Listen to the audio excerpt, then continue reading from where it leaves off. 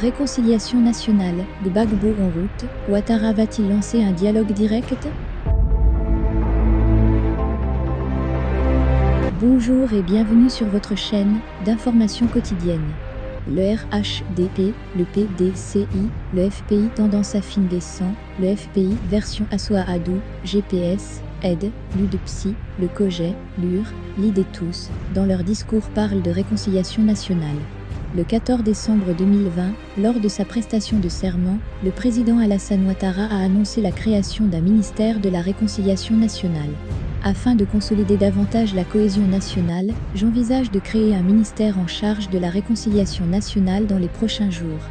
Ce département ministériel aura pour mission de faire une évaluation de nos actions, avec pour objectif le renforcement de la cohésion nationale et de la réconciliation des filles et des fils de notre chère Côte d'Ivoire, a-t-il indiqué.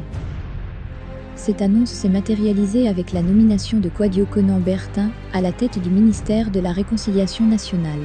Notre pays, il est beau quand il est uni, je pense et je dis aux Ivoiriens un peuple uni, rien ne peut lui résister, il y a un temps pour faire la bataille, il y a un temps pour faire la paix. Oui, j'ai rencontré le président de la République, il y a 48 heures, j'ai trouvé un président dans une dynamique de paix, de réconciliation. Dans ces conditions, nous devons mobiliser toutes nos énergies autour de lui pour l'accompagner dans cette dynamique, avait déclaré le ministre Kouadio Konan Bertin à sa sortie d'audience, avec le président de l'Assemblée nationale, le 16 décembre 2021. Quelques mois après, la Cour pénale internationale a acquitté l'ex-président Laurent Gbagbo et Charles Blé Goudé. Dans cette foulée, le président Alassane Ouattara a donné son feu vert pour le retour des deux ex-détenus de la CPI.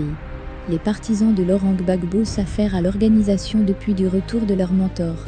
Du côté de la justice, Soro Guillaume et certains partisans sont à la barre depuis le 19 mai 2021. Ils sont accusés de complot et tentative d'atteinte à l'autorité de l'État. Aucun retour de l'ex-président de l'Assemblée nationale n'est à l'ordre du jour, comme pour Laurent Gbagbo. La réconciliation entre les acteurs ivoiriens pourra-t-elle se faire sans Soro Guillaume? L'ex-leader de la FECI a joué un très grand rôle dans la crise post-électorale de 2010. Le ministre de la Réconciliation Kouadio Konan Bertin a indiqué que le chef d'État était dans une dynamique de paix. Alors pourquoi il ne poserait pas un acte d'apaisement à l'endroit de Soro Guillaume? Le ministère de la Réconciliation nationale Kouadio Konan Bertin a-t-il entrepris des démarches pour le retour de Soro Guillaume? Faut-il nier la part de responsabilité de Soro Guillaume dans le processus de réconciliation nationale?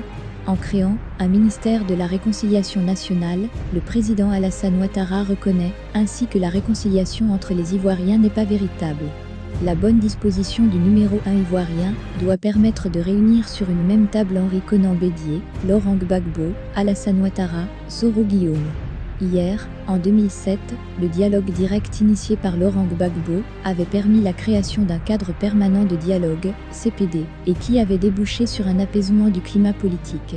Ce cadre de dialogue était composé de Laurent Gbagbo, Guillaume Soro, Alassane Ouattara. Pourquoi pas à nouveau un cadre permanent de dialogue ou un dialogue direct entre les principaux acteurs pour régler définitivement tous les passifs des crises ivoiriennes. Un dialogue direct entre les acteurs politiques pourrait permettre le retrait définitif des trois grands de la politique ivoirienne. Merci d'avoir regardé, rendez-vous pour une nouvelle édition de l'information, n'hésitez pas à vous abonner. Portez-vous bien, s'informer c'est se former.